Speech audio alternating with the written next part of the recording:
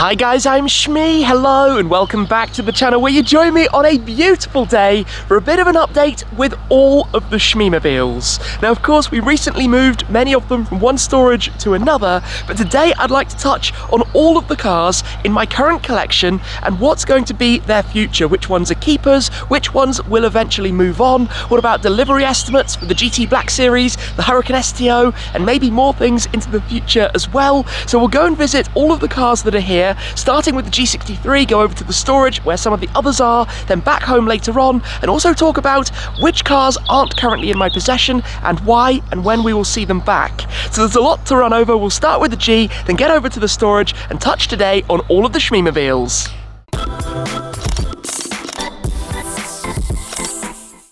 Firstly, a quick update on the G63 before we hop on the move over to the storage, and this G-Wagon is looking glorious in the sunshine today. Now I've had it for just under 2 years. That last year has flown by. To be honest, without doing all that many more miles, it now has about 12,000 miles on the clock in total, but fundamentally the last year it's not exactly been able to lug any cars around in a trailer behind it across Europe and the like, but the topaz skin is holding up miraculously. This of course was done when it was brand new to match the spec of the Senna, with the cerulean blue and the satin navy for the bumpers and the various accents, even the center locks on the wheel just like on the Senna as well. And this has its own built-in protective layer, and as you can see it's very much free of swirl marks, looking incredible. And after 2 years with the topaz skin, I am really very impressed with the overall result of that. Something that we can, if you remember, peel off again and take it back to the obsidian black paintwork underneath. So about 12,000 miles, it will be having its second year service. The only problem is this that happened of course recently. Stone chip somewhere here, crack all the way top to bottom, so I need to get that fixed as soon as I possibly can to get it back on the road properly. But let's hop on board and head over then in the G. Gotta love that mechanical clunk of the doors on the G-Wagon. So let's get this started. Let's go. Then of course in this thing you can pop it up into individual, drop down some gears.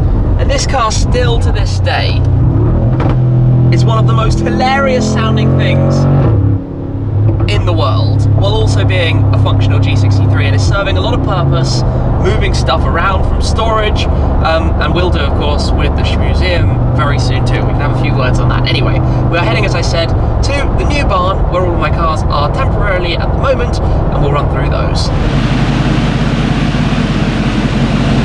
The G is parked up, and if I can say so myself, that is a pretty cool lineup with 8 of the Shmeemobiles to run through. We also will touch later on back at home on the Taycan and the GR Yaris, but I know lots of you have been asking me recently, where is the SLS Black Series? I'll touch as well on the M3, the plans for the GT500 ahead, and where the AMG GT R Roadster is at the moment too, plus the plans ahead for the GT Black Series and the Huracan STO. But the 8 cars here are giving a bit of a teaser as to what the Shmuseum is going to be like. I've got a lot of ideas for how things are going to be displayed, some in a museum-esque format, some in a storage type format, but we will get to all of that. I want to come right up though to go through the cars that are here at the moment. I think we should start with the Focus RS Heritage. Now, to be completely honest, I've not really driven this car all that much recently. It has in total about 5,500 miles on the clock. Of course, it is also now about 3 years old. I picked it up,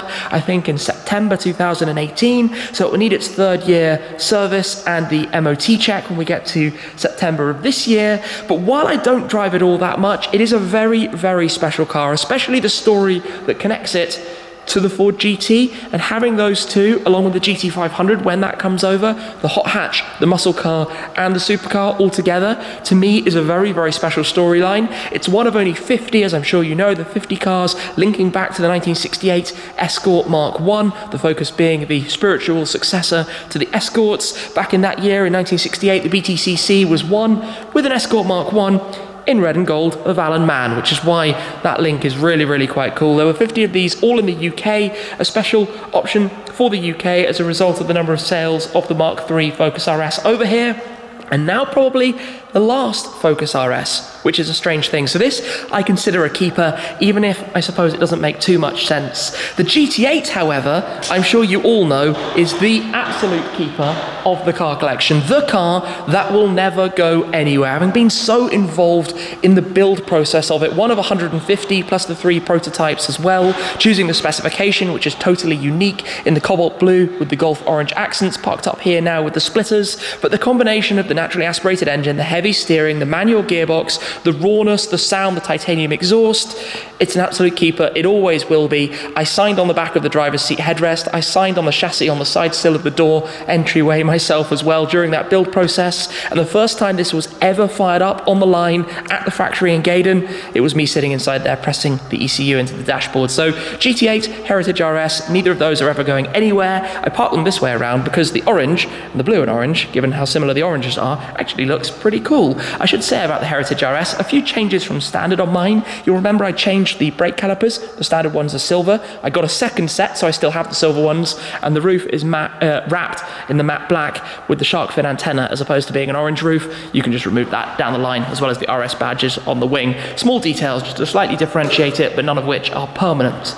We then get to the GT R Pro, which I know a lot of you will be wondering about. Truth be told, I suppose if I already had the GT Black Series, if it arrived on schedule, this would probably already have left the garage.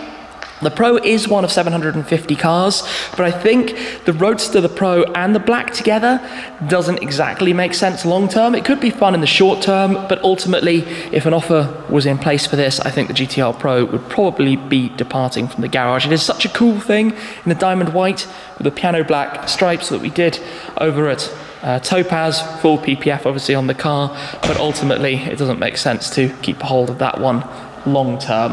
Now we will move on to some of the keepers, but very quickly you will see that all of the cars are plugged into their C-Tech trickle chargers. Just been running around to make sure all of those are on correctly with the right lights, to make sure all of the batteries are keeping conditioned, ready for the day when we're going to be taking all of the cars over towards the Shmuseum. In fact, in a moment, I'm going to be taking out the Senna to go for a drive. It is a lovely day after all, but we have a trio of keepers here, the 675 LT, the Senna, and the Ford GT. And talking Ford GT, I think we can call this the ultimate Shmeemobile. From the memories and adventures, the full US tour, taking it to Sardinia, driving it through Monaco, going around the Nürburgring, taking it almost to VMAX on the Autobahn. It's done about 7,000 miles. I've had this car for 2.5 years, believe it or not, having collected it basically the day before the Senna, but 2.5 years has flown by. It still looks incredible. This was one of the very few cars from the first batch of European deliveries in 2018. They've now started the second batch after a 2-year absence, and it's great to see some of those cars coming through,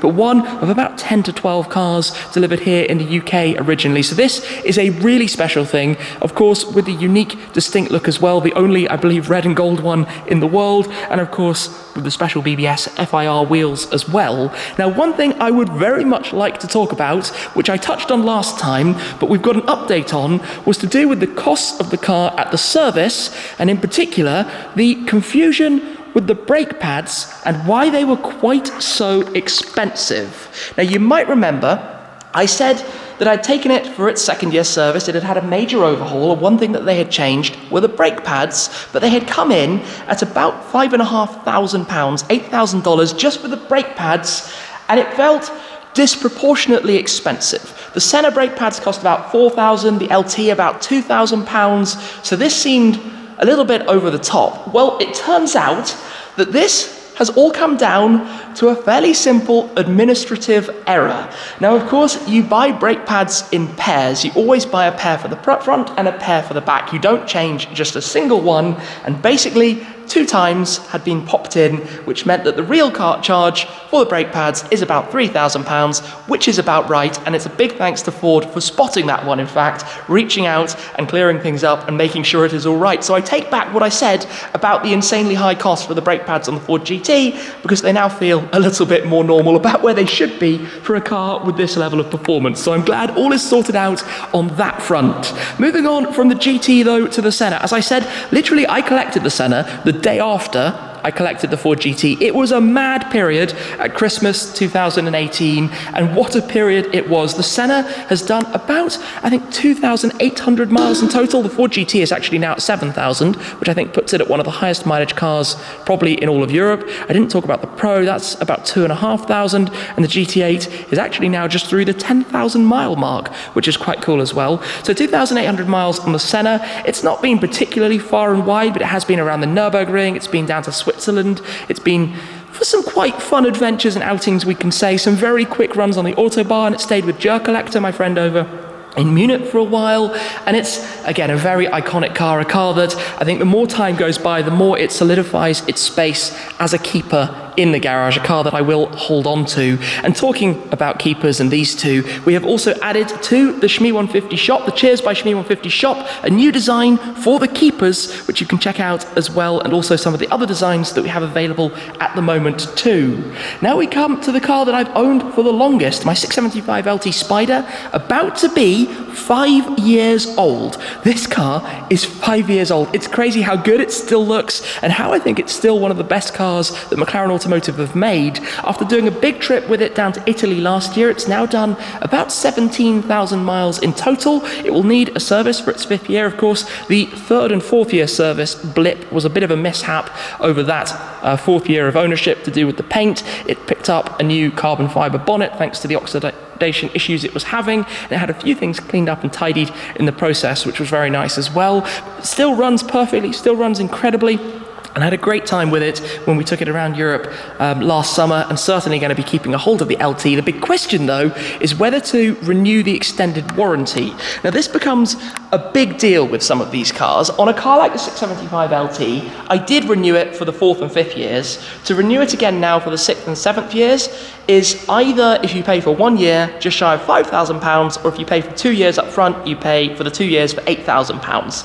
That's a lot of money when you start doing it for every single car. Now with the GT8, I haven't taken the 5th year warranty on that car. I left it after 4 years. I think it's a pretty reliable car overall, and I'm kind of taking the view that if something happens, I'll be able to sort it out myself. But it's not very likely to be hugely expensive anyway. This is a slightly different topic because McLaren, because complicated technology, the hydraulic suspension, the electronics inside, and if something goes wrong, it has the potential to be a very big bill very quickly. So I need to make a decision on that before it comes time for the 5th year service in, well, I guess a month or so now, which is kind of crazy. And that will actually be quite fun. We've got a plan around that, so stay tuned for it and what's going to be happening on that front. We move then to the Cayman, the 718 Cayman GT4, one of the newest acquisitions, a car that I can tell you right now, this won't be a permanent addition in the garage. I've talked often about how I would love afterwards to move up into the Cayman GT4 RS when that launches. I think that would pretty much cement itself instantly, because the fun that I had with my original 981 GT4 and the fun I'm now having with the 718 GT4, it's just a platform that works so brilliantly. The combination of engine, suspension, steering, chassis, the whole setup is a perfect sweet spot. And I can imagine the GT4 RS with even more grip than this thing offers would be incredible. So fingers are crossed that I might be able to get an allocation for one of those a little bit down the line. I see this lasting in the garage for a while. I've done nearly 1,000 miles in it already. It's a very small, very nimble car, great for driving around the UK. And maybe with the GT4 RS, if I go completely mad, it would actually be quite fun to pick up a Spider as well, to have the manual Spider and a PDK GT4 RS. And you guys know that when I like a car, like the Focus RSs, the AMG GTs, and the 12C650 675 LT, when I like a car, I tend to really put my money where my mouth is. This is incredible, so watch this space for the future. I think it should be quite exciting. So that's a bit of a rundown of all the cars that we have here. We are, like I said, going to be taking out the Senna, so I think that's going to be the plan for the moment. And then a little bit later on, we need to run through as well the cars that aren't here, where are they, and the cars coming in the future. First step then is, of course, to unplug the trickle charger. So we open up the nose cone. I still need to give it a proper clean underneath here, but literally take out the 12-volt plug. I'm going to pack this up a little bit more tidily in a moment. This is a bit of a nightmare to make sure it's closed, because the last thing you want to be driving off with is that open. We'll tidy this up, then we'll get it started and pull it out.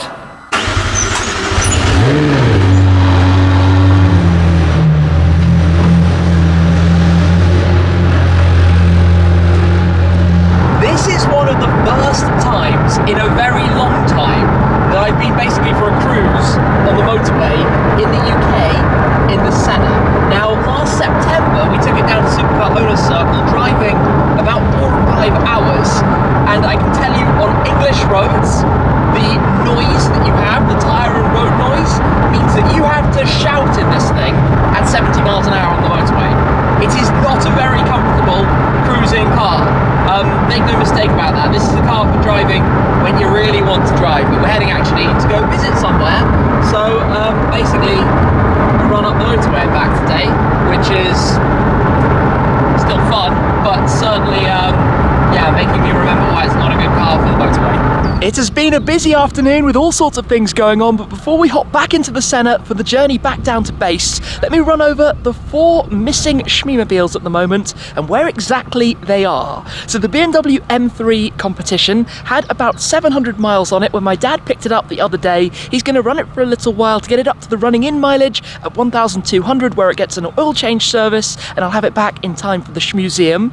A car that a lot of you have been asking me about recently, the Shelby GT500. What's the plan with that, given I left it over in Miami, Florida, and when are we going to see it here in the UK? Now, I've left this a little bit open in terms of when I will officially import it, because to be honest, I'm hoping at some point to be able to get back to the US and enjoy it a little bit more, as opposed to bringing it straight over. I'd rather do that slightly further down the line. So at the moment, my best guess would probably be maybe Christmas time, end of the year, but we'll see. We'll have to see completely how things go. Maybe I'll keep it there a little bit longer. I don't entirely know at this stage. Now, a funny one with the AMG GT R Roadster. On my recent tour around Europe with it, you will of course have seen that I was having an issue with the deployable front spoiler, which comes down when you're driving at faster speeds, but unfortunately has had a bit of an issue, which has meant that the car had an electronic limiter restricting it to 200 kilometers an hour, so about 124 miles per hour,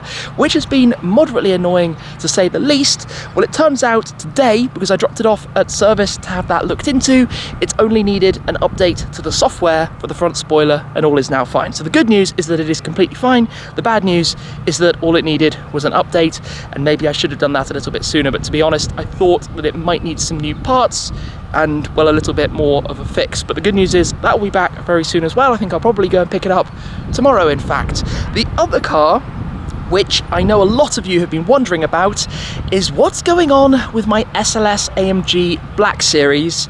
We haven't seen it for a long time. Now, before Christmas, I dropped it off with Cambridge Car Audio to do the upgrade to the audio system, which they actually did during December and had it ready at the beginning of January, by which point I had gone to the US and didn't end up coming back for about 4 months. Now, at the time to pick it up, there was something we needed to install that unfortunately has been on back order since then. A part due to the whole supply chain issues at the moment that we have no ETA for, but it effectively means that the car is slightly disassembled, currently in a workshop, and, well, I don't really know when that part is going to arrive, so everything can be put back together and ultimately I can collect it. But believe me, I'm more frustrated than anybody else, because I'd love to get the SLS Black Series back, especially in time for the delivery of the GT Black Series, which shouldn't be too far away, but I don't yet have an estimation on when the car is going to be returning to the garage, so that will have to wait. For now though, let's hop back in the Senna, carry on the journey, because I want to tell you, well, when we get back home, about the Taycan and the GR Yaris, but also about the GT Black Series and the Huracan STO. While we're cruising back on the very, very, very noisy motorways, it makes me wonder a little bit about a road trip in a car like this, because the longest drive I did was the Munich to Switzerland run with this, the M8 and the SLS Black Series.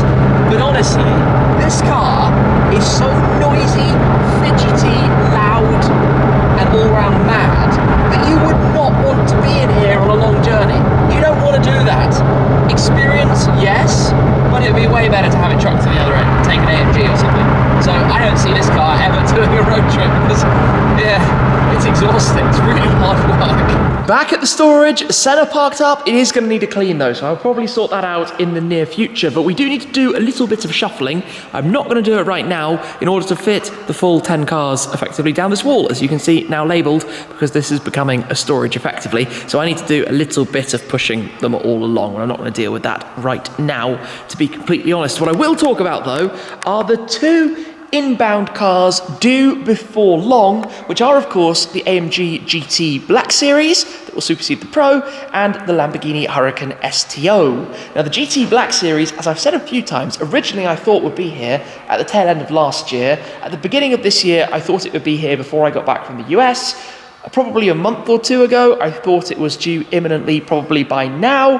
And truth be told, I think I just need to take a step back, wait and see what happens, and it will arrive when it arrives, because I know there are a lot of part supply issues. I don't have a confirmed delivery date. You never know, maybe it's going to rock up tomorrow or something. But at this moment in time, I don't know any more than you guys know, I am afraid to say. So I could not tell you if it will be a week, if it will be a month, if it will be 3 months, or if something's going to make it take even longer than that. We just need to wait and see. The other car is the Lamborghini Huracan STO, which does now have a build date, which is very exciting, because the car should arrive with me before the end of the year. Hopefully, if I'm lucky, in November, maybe December. Let's see what happens as we get towards the tail end of the year. Who knows, because the whole world is changing things very thick and fast. So I don't want to get too far ahead of myself, but those two cars are going to make for a fascinating back-to-back drive. GT Black Series, Huracan STO, and to be honest, probably also the Senna and a couple of other bits and pieces. I'm really, really looking forward to that. Further afield,